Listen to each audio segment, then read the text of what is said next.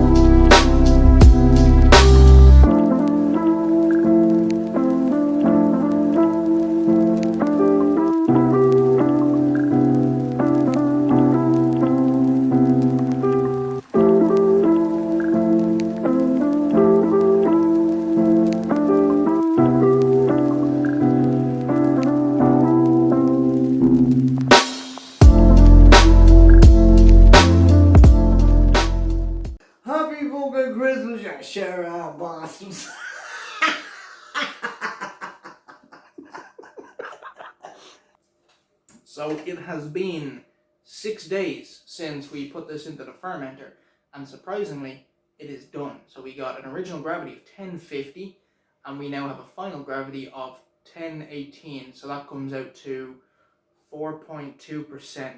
So I think with the little bit of corn sugar we add in bottling, it might raise it by another 0.1, but I'm going to consider it 4.2. So it's between 4.2 and 4.4. I'm going to say, just for the sake of argument. It's not exactly as I was hoping to get closer to 5, if not like 5.2, so we're about a percent short. But this means it's very sessionable, and in this house, that's important. Because if you can't drink at least 6 of them in a row, there's something wrong. That stout wasn't a good idea, because after 2 of them, you were about ready to just pass out. I'm drinking a Guinness because it's been a while since I've had a Guinness. Yeah, so we gotta take this, put it into the bottling bucket, and then from the bottling bucket, put it into the bottles and cap them. So what I'm gonna do is I have all my equipment sanitizing. Oh, hiccups, Jesus. Yeah, so I have all my equipment sanitizing. So I'm going to take it out of the sanitizer, lay it all out, and I'll show you what we have for bottling. So I have my equipment here for bottling. We have our siphon, and this one has a little kind of what's the word for it? Tap, I'm going to say. I've forgotten the actual, there's a certain phrase for it, but I've forgotten. We have our bottling cane, which when when pushing it on something, it lets the liquid out at the end. We have our capper, and we have the caps themselves in a solution of star san. We have 2 types of bottles. So we have long neck, and then we have stub neck bottles. So the stub neck were the first ones we bought. We tried to buy more bottles, and we didn't realize that we were getting the long neck. So we just have a mix of both now. So I'm not too worried about it. It doesn't really change anything. It's just a purely cosmetic thing. That's everything. So I think now what I do is set up to start siphoning this beer into our bottling bucket, which has a spigot. That's it. That's the word, spigot. There you go. Has a spigot on it so that we can from there directly pour into the bottles using the bottling cane. That's it. So let's get started, shall we?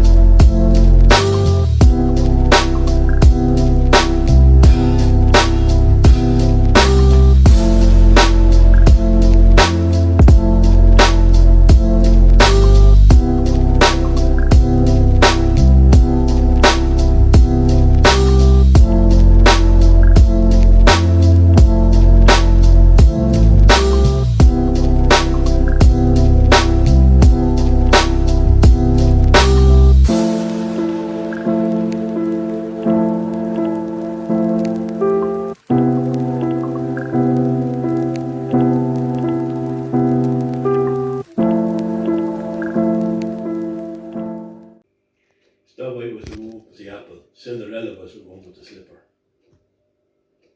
She didn't have the slipper, she was a shoe. A sleeping beauty to something else. Loads of coke. Prince.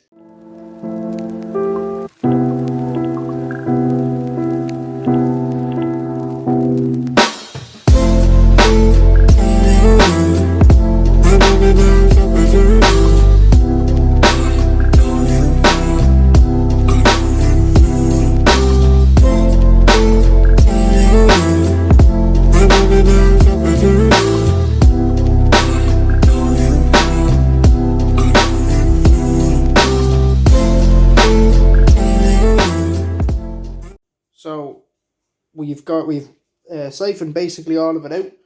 It's in our bottling bucket, you can tell because there's a spigot on this one. And then this was the fermenter we used, and here you can see all the trube. It looks horrific. It's basically all just hop material. There's a little bit of beer left, but I didn't.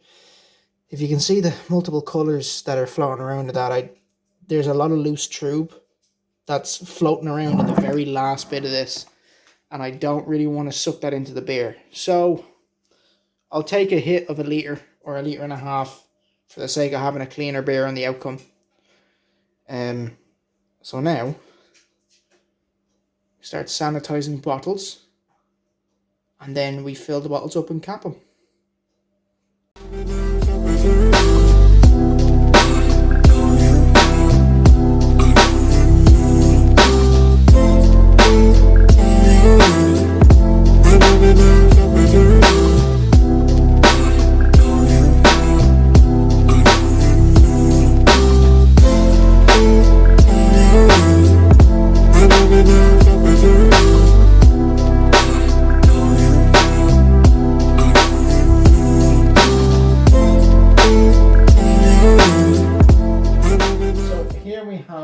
My bottle rinser, and this is basically just it's essentially just a pump. So when you push down on this, we have sanitizer in it, and it shoots up through, and what it does is it shoots into the top of the bottle, so just like that. And so if you do that a few times,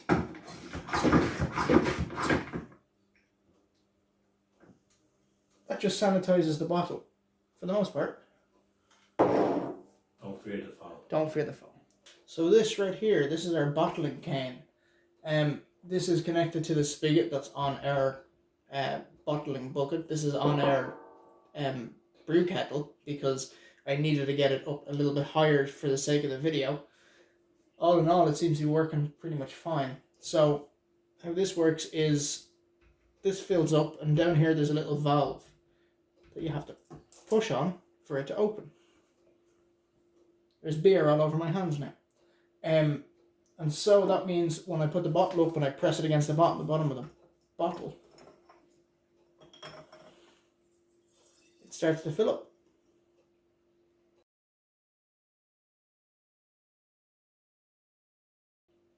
And that also means when it starts to get to the top of the bottle, which is right now, you just put it out, and the displacement from this in the bottle should leave enough of room for CO2 to build up in it.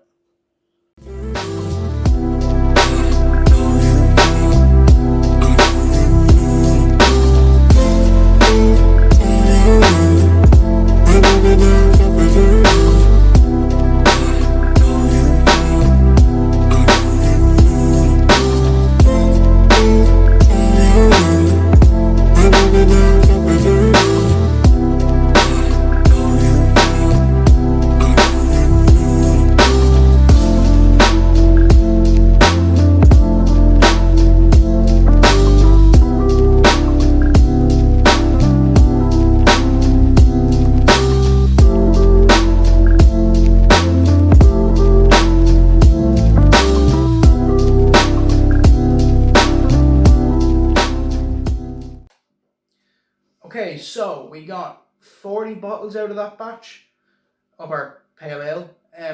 That's a pretty good yield. It's about 2 bottles short of what I wanted. I wanted about 42 bottles, but I'm not going to argue over 2 bottles. I'm pretty happy with that. And now our blackberry porter has been carbonating now for 4 days. I think it's been 4 days. So as I said, we got 40 bottles out of this yield.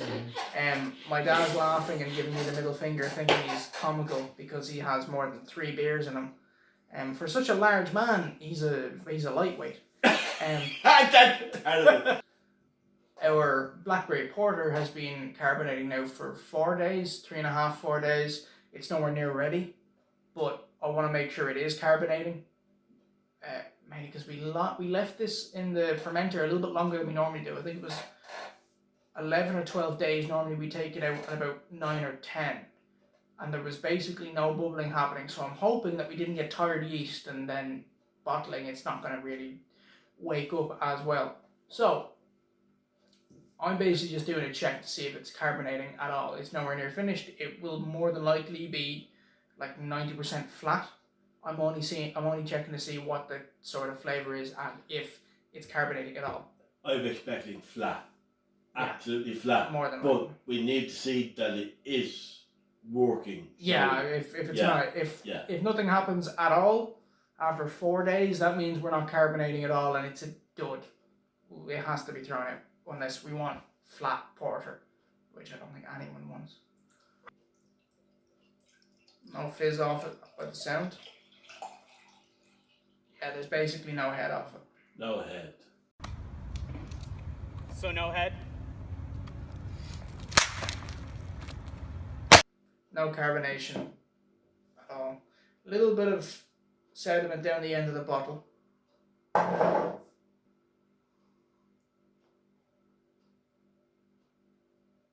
There's a tiny bit, very, very small amount. I can feel it on the tongue.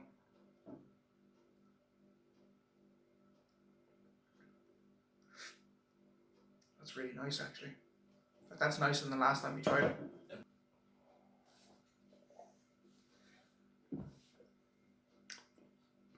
Absolutely, that'll be fabulous in 7 days. Yeah, give or take. Fabulous. 6, 7 days. 6 or 7 days now, I think that'll be pretty much ready to go.